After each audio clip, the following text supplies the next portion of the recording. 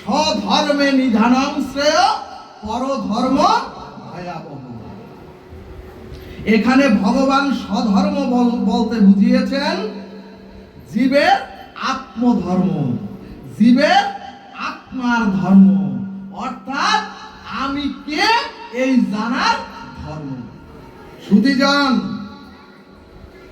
পরধর্ম বলতে ভগবান বুঝিয়েছেন আমাদের যে এই পঞ্চভূতের এই যে রক্ত মাংসের দেহ, অর্থাৎ আমাদের যে ইন্দ্রিয়ের ধর্ম, এটা হচ্ছে এই দেহের ইন্দ্রিয়ের ধর্মকে ভগবান বলেছে এটা হচ্ছে পরধর্ম। সুধীজন, আকারে পূর্ণ অবয়বে এক একজন যদি চক্ষু পদ এই সমস্ত কিছু নিয়েও যদি বিশিষ্ট সুন্দর দেহের একজন মানুষও আমরা হই, ভাগবতে কে মানুষ বললেন না। ভাগবত বললেন যদি তার আকৃতি হয় মানুষের মতো, কিন্তু তার প্রকৃতি যদি হয় দানবের মতো, তাহলে তার মহাজন তাকে মানুষই বললেন না। সুধীজন, স্বধর্ম এবং পরধর্ম নির্ণয় করতে ভগবান বুঝিয়েছেন মানুষ যদি আকৃতিতে মানুষও হয়, কিন্তু প্রকৃতিতে যদি সে দানবীয় ব্যবহার করে, তাহলে সে প্রকৃত মানুষই নয়। স্বধর্মে নিদানং শ্রেয়, অর্থাৎ ভগবান বলছেন আমার আত্মার যে ধর্ম, আপনাদের আত্মার যে ধর্ম, অর্থাৎ আমার স্বরূপ যে পরিচয়, এটাই হচ্ছে স্বধর্ম। এবং আত্মার স্বরূপ ধর্মের চিন্তা করতে করতে এবং আত্মার ধর্ম অর্থাৎ গোবিন্দকে স্মরণ মনন করতে করতে যদি আপনার মৃত্যুও হয়, ভগবান বললেন তাহলে সেটাই আপনার শ্রেয়। আর যদি ভাগবত তার সিদ্ধান্তে বললেন ওগো মানুষের মনুষ্যত্বটাই হলো মানুষের স্বরূপ, এবং সেই মনুষ্যত্ব অর্জন না করে যদি মানুষটা চলে যায়, তাহলে তার জীবনটাই বৃথা। ভাগবত বললেন মনুষ্যত্ব মানবতা অর্জন করতে গিয়ে যদি, স্বধর্মের সুরক্ষা করতে গিয়ে যদি মারাও যায় একটি লোক, তাহলে ভগবান বললেন এটা শ্রেয়। কিন্তু যদি ভগবান বললেন যদি দেহ ধর্ম অথবা দেহের ইন্দ্রিয় ধর্ম, অর্থাৎ যদি আমরা কামনা বাসনার ধর্ম নিয়েই চলে যাই, ভগবান বললেন ওটা ভয়াবহ। সুধীজন, এরপর বেদাদি শাস্ত্র বললেন সম্বন্ধ করিয়া ভজে তাহে কৃষ্ণ নাহিতে যে, আর সব মরে অকারণ। অর্থাৎ সুধীজন, গোবিন্দের সাথে সম্বন্ধ যুক্ত হয়ে ভজন করতে হবে। তাতে সাধু সঙ্গ করেন আর এই 3 দিনের হরিনাম করেন, খুব হরিনাম শুনলেন, আপনি হরিনাম বদনে গ্রহণ করলেন না। এই যে ললিত যারা গাবে, তারা কি আপনার মৃত্যুর সময় বদনে হরিনাম করিয়ে দেবে?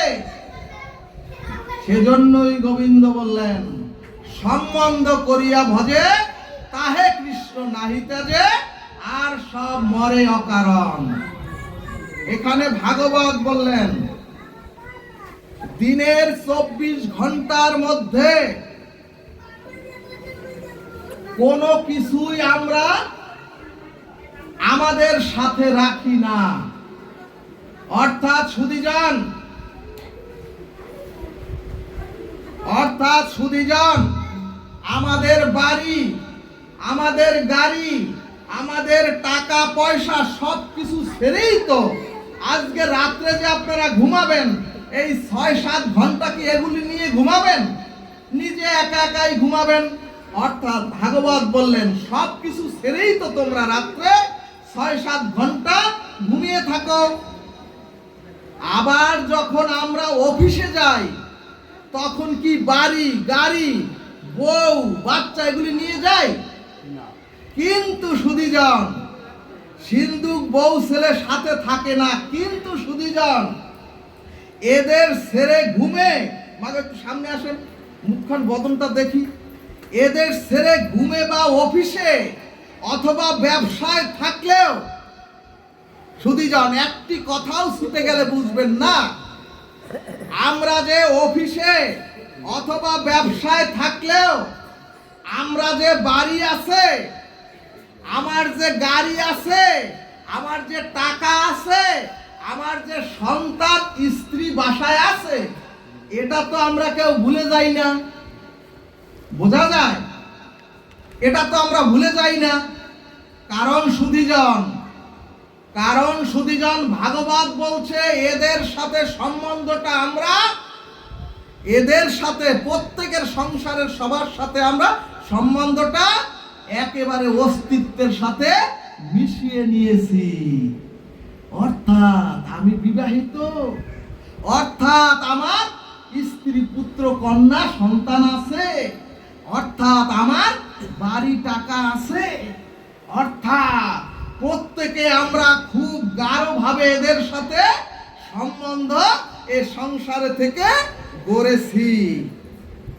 এছাড়াও সুধীজন যদি কেউ বউ ছেলে ছেড়ে, পুত্র কন্যা ছেড়ে 5 বছরের জন্য বিদেশে যায়, সেও কিন্তু ওই বিদেশে থাকতে বউ ছেলে মেয়েও বলে না, বরং বিদেশে গেলে আরো বেশি তার মনে বেশি বেশি পড়ে। ঠিক তদ্রুপ ভগবান বললেন, ওগো আমি তো তোমাদের হৃদয়ে বসে আছি, তোমরা জানো কিন্তু অনুভবে নেও না। আমি ভগবান বললেন আমি তোমাদের হৃদয়ে বসে আছি, তবুও তোমরা কেউ আমাকে তোমাদের মনে পড়ে না কেন জানো? তোমরা সম্বন্ধটা আমার সাথে সৃষ্টি করো নাই, করার চেষ্টাও কেউ করো না। ভগবান বললেন, ওগো বিয়ে করে যেমন স্ত্রীকে তোমরা স্বীকৃতি দিয়েছো, ওগো তোমরা বিয়ে করে স্বামীকে যেমন পতি দেবতা রূপে স্বীকৃতি দিয়েছো, কিন্তু আমাকে তোমরা সেভাবে তোমাদের অস্তিত্বের সাথে মিলিয়ে এখনো স্বীকৃতি দাওনি। খুবই মার্মিক কথা ভাগবত বললেন, তোমরা তো তোমাদের অস্তিত্বের সাথে স্ত্রী পুত্র টাকা বাড়িকে মিশিয়ে নিয়েছো। ভগবান বললেন ওই রকম অস্তিত্বের সাথে আমাকে তোমরা যদি মিশিয়ে নাও, ওগো তাহলে তোমরা নানা ঝামেলার মধ্যে থাকলেও, শত সহস্র সংকটের মধ্যে থাকলেও তোমরা আমাকে ভুলবে না, তোমরা আমাকে ভুলে যাবে না। জয় নিতাই গৌর হরিবল। এরপরে রসামৃত সিন্ধু শাস্ত্র দৃষ্টান্ত দিলেন, যদি একটি এলাকায়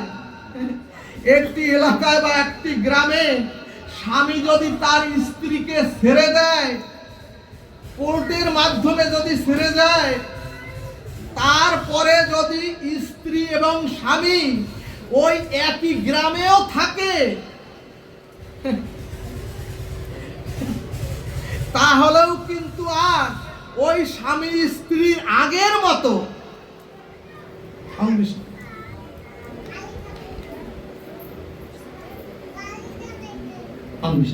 সুধীজন শাস্ত্র বললেন যদি স্বামী স্ত্রীর মধ্যে ছাড়াছাড়ি হয়ে যায়, তারপর যদি ওই স্বামী স্ত্রী একই গ্রামে থাকে, তাহলে আগের মতো আর ভাব তাদের কারো মধ্যে আর আসে না, কাজ করে না।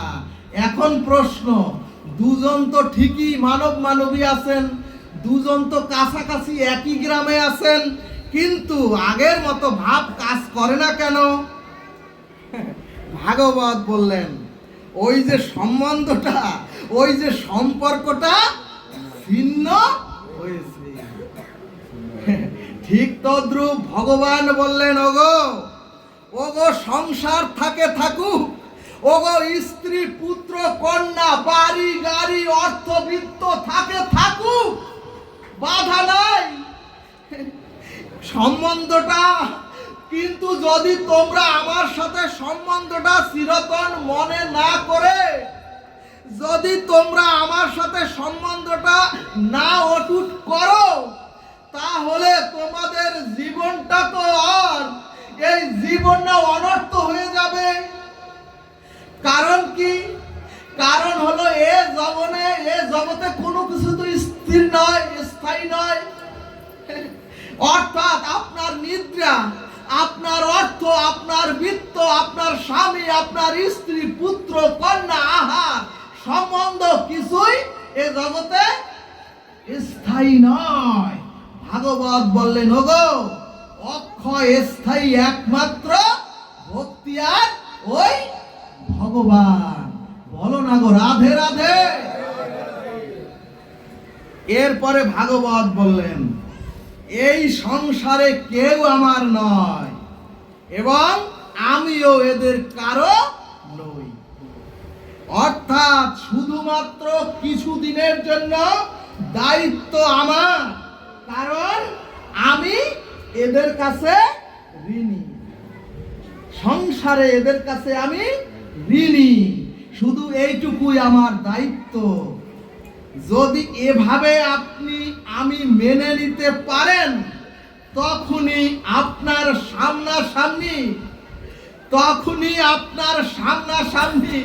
সংসারে সবার সাথে দেখা হলেও ওই যে স্ত্রী সারাসারি হলে, স্ত্রী দেখলেও যেমন আগের মতো আর অনুভূতি আসে না।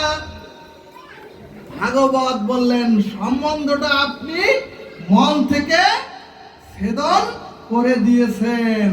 ভাগবত বললেন, ভগবান বললেন, তোমরা সংসারে সকলের সাথে থাকো, তোমরা সংসারে সকলের সাথে যত আনন্দ আয়োজন করো, কিন্তু এদের না হলেই আর হবে না, এদের না হলেই আমার আর চলবে না। এরাই আমার জীবনের সব। এটা যদি মনে না করতে পারো, তাহলে সকলের মধ্যে থাকলেও তোমার সকলের মধ্যে আসক্তি আর থাকবে না। জয় নিতাই গৌর হরিবল। এজন্যই যা ধরলে আর সারাসারি হয় না, যাকে আঁকড়ে ধরলে, অর্থাৎ ভগবান আর ভক্তিকে আঁকড়ে ধরলে, যা আর কোনোদিন ওখান থেকে আপনার পতন হবে না। এ সরাসরি আর ওই পরকালে। ভাগবত বললেন, ওরে পাপ আর পুণ্য দুটোই ক্ষয়শীল। অর্থাৎ আপনি এ সংসারে রোগ শোক দুঃখ যন্ত্রণায় যতটুকু নিদারণ কর্মফলের যত পাপ, সব পাপ নিঃশেষ হয়ে যায়। আর দান ধ্যান পুণ্যাদি ক্রিয়ার দ্বারা যে পুণ্য হয়, সেই পুণ্য আমাদের সুখ ভোগের দ্বারা নিঃশেষ হয়ে যায়, ক্ষয় হয়ে যায়। এই কারণেই বেদাদি শাস্ত্র বললেন, পাপ পুণ্য ক্ষয়শীল, কিন্তু অক্ষয় হলো একমাত্র, অবিনাশী হলো একমাত্র ভগবানের ভজন রূপ ভক্তি। ভক্তগণ, ভাগবত গজেন্দ্র উপাখ্যানে দৃষ্টান্ত দিলেন। একটু বলি, রাজা ইন্দ্রদুম্ন গুরুদেব অগস্ত্য ঋষির চরণে আত্মসমর্পিত হয়ে সেই অগস্ত্য ঋষি ভগবত ভজনে রত ছিলেন। কালক্রমে একদিন শ্রী গুরুদেব অগস্ত্য ঋষি তার শিষ্য রাজা ইন্দ্রদুম্নের ভজন স্থানে আসলেন। কিন্তু রাজা ইন্দ্রদুম্ন অগস্ত্য ঋষি গুরুকে দেখেও প্রণতি জানালেন না এবং তাকে উঠে দাঁড়িয়ে সম্মান করলেন না। সুধীজন, এখানে ভাগবত বললেন, মহাজন বললেন, কোন সাধু গুরু বা মহৎকে দেখে যদি, কোন সাধু গুরু মহৎকে দেখে যদি জীব সম্মান না করে, তাহলে তার সেই মুহূর্তে তার পুণ্য ক্ষয় হয়ে পরমায়ু নষ্ট হয়ে যায়। এবং সুধীজন, পুণ্য ক্ষয়ে যখন জীবের দেহে পাপে পূর্ণ হয়ে যায়, তখনই সেই জীব মনুষ্য জন্মটা তাকে হারাতে হয়।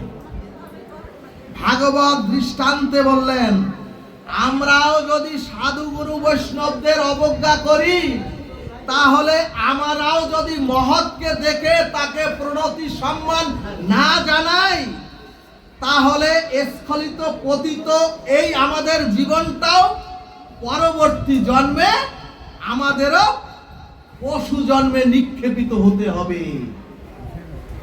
এজন্যই ঠিক তদ্রূপ শ্রী গুরুদেব অগস্ত্য ঋষিকে অভিসম্পাত করে বললেন, হে ইন্দ্রদ্যুম্ন রাজা, তুমি হস্তি জন্মগ্রহণ করো। সুধীজন, এখানে মহাজন বললেন, যখনই ইন্দ্রদ্যুম্ন রাজা পুণ্য ক্ষয়ে তার দেহটা, যেহেতু গুরুদেবকে সম্মান করেন নাই, পুণ্য ক্ষয়ে যখন পাপে পূর্ণ হলো, তখনই সেই ইন্দ্রদ্যুম্ন রাজা মনুষ্য জন্ম হারিয়ে হস্তি জন্ম পেল। কিন্তু সর্ববেদান্ত সার অমল পুরাণ সিদ্ধান্ত দিলেন, ওই যে পূর্বে শ্রী গুরুদেবের চরণাশ্রয় করে ভগবত ভজন করেছিলেন, ওই ভক্তিটুকু ওই ইন্দ্রদ্যুম্ন রাজার নষ্ট হয়নি। জয় নিতাই গৌর হরিবল। অর্থাৎ ভক্তগণ, যতটুকু হরিনাম জপবেন, যতটুকু ভগবত ভজন করবেন, আর যতটুকু গুরু আশ্রয় করে, শ্রী গুরুদেবের চরণ আশ্রয় করে যতটুকু ভক্তি ভজন করবেন, অতটুকু আপনাদেরও বিনষ্ট হবে না। ভাগবত গজেন্দ্র উপাখ্যানে দৃষ্টান্ত দিলেন, ওই গজেন্দ্র তার স্ত্রী পুত্র কন্যা নিয়ে আনন্দে সরোবরে স্বচ্ছ জলে খুব আনন্দে ছিলেন। কিন্তু সুধীজন, হঠাৎ যখন ওই সরোবরের কুমির এসে ইন্দ্রদ্যুম্নের রাজার, অর্থাৎ ওই ইন্দ্রদ্যুম্ন রাজা যখন হস্তি জন্ম পেল, অর্থাৎ হাতির যখন পা কুমির এসে কামড়ে ধরল, তখন ওই কুমিরের বাচ্চা সন্তান স্ত্রী পুত্র কিছুক্ষণ একটু চেষ্টা করে, যেই সন্ধ্যা ঘনিয়ে এলো, এই তার স্ত্রী পুত্র সব বাসায় চলে গেল। সুধীজন, এখানে গজেন্দ্র মৃত্যুর মুখে ফেলে তার স্ত্রী পুত্র কন্যারা সবাই গৃহে চলে গেল। আর গজেন্দ্রের যখন এ জগতে কেউ রইল না, গজেন্দ্রের যখন দেখলো স্ত্রী পুত্র চলে গেছে, আর যখন গজেন্দ্র দেখলো তার শক্তি সামর্থ্য বল সব নিঃশেষ হয়ে গেছে, কুমিরের সাথে যুদ্ধ করতে করতে গজেন্দ্রের যখন শক্তি বল নিঃশেষ হয়ে গেল, আর গজেন্দ্র যখন সর্বহারা হলো এ চরাচরে, তখন গোবিন্দ ওই যে পূর্ব জন্মের যে ভক্তিটুকু, ওই ভক্তিটুকুর জন্য গোবিন্দ সংকেত দিলেন ওই গজেন্দ্রকে, হাতিকে। ভাগবত বললেন সংকেতে, ওরে ওই সরোবরের কুমিরটাই হচ্ছে আমাদের, ওই সরোবরের কুমিরটাই হচ্ছে আমাদের কাল বা মৃত্যু। এবং গজেন্দ্রের যখন আনন্দ সরোবরে জলে নেমেছিল, তখন গজেন্দ্র খুব গর্ব করে বলেছিল, এ দেখো, এ চরাচরের সকলে দেখো, আমার সাথে আমার স্ত্রী আছে, আমার পুত্র আছে, কন্যা আছে, আর আমার অনেক শক্তি, দেখো হাতির শক্তি, অনেক শক্তি আছে, ওরাই আমাকে রক্ষা করবে আর ওরাই আমাকে বাঁচাবে। কিন্তু সুধীজন আমরাও সাধন ভজন থেকে দূরে থেকে, আমরাও হরি কথা হয়, হরি নাম হয়, তার থেকে দূরে থেকে আমরা রাধা মাধবকে বাদ দিয়ে আমরাও মনে করি আমাদেরও স্ত্রী পুত্র আছে আর ব্যাংক ব্যালেন্স আছে, ওতে আমাদেরকে বাঁচাবে আর রক্ষা করবে। কিন্তু সুধীজন, এখানে ভাগবত বললেন যেদিন ওই মৃত্যু রূপ কুমির আমাদেরকেও ধরবে, যেদিন ওই মৃত্যু রূপ কাল আপনার আমার সম্মুখে এসে ভয়াবহ হয়ে দাঁড়াবে, সেদিন এই চরাচরে মৃত্যুর সময় কেউ কারো পাশে থাকে না, থাকবে না। সেই ভয়ঙ্কর মহাকাল মৃত্যু থেকে কেউ কাউকে উদ্ধার করতে পারে না। জয় নিতাই গৌর হরি বল। এবং দেখবেন মৃত্যুর পরে কত দ্রুত আপনাকে আমাকে শ্মশানে সৎকারের জন্য নিয়ে যাওয়া যায়, তার জন্য বিধি ব্যবস্থা হয়ে যায়। ওই সন্তান তিলক পরে না, মা বাবাকে নিয়ে তাড়াতাড়ি তিলক পরায়। কেন পরায়? ভাগবতে বসলে তিলক পড়তে হয়, আমরা তাও বুঝি না। মৃত্যুর সময় তিলক পরায়, কোনোদিন হরিনাম দেয় না, মুখে একটু জল দেয় না, পিতা মাতার মাথায় জল দেয় না। মৃত্যুর পর যখন খেতে পারে না, তখন জল দিয়ে তাড়াতাড়ি শ্মশানে নেওয়ার ব্যবস্থা করে, কর্ণে একটু হরিনামও দেয় না।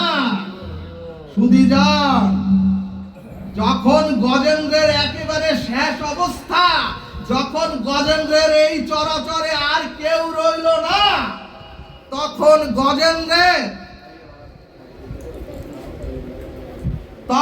গজেন্দ্রের সুর উঁচু করে ওই যে পূর্ব জন্মের সুকৃতি, তার ভজন রূপ ভক্তি, সেই বলে হে জগদীশ্বর রক্ষা করো যখন বললেন, সাথে সাথে চোখের জলে যখন বললেন হে জগদীশ্বর রক্ষা করো, তখন ভগবান নারায়ণ বৈকুণ্ঠ ছেড়ে তার বৈকুণ্ঠের রথ নিয়ে আসতে যখন দেরি হবে ভাবলেন, ভগবান নারায়ণ জলে ঝাঁপ দিয়ে গজেন্দ্রকে মৃত্যুর থেকে উদ্ধার করে গজেন্দ্রকে বৈকুণ্ঠ ধামে ভগবানের পার্শ্বদেহ দান করলেন।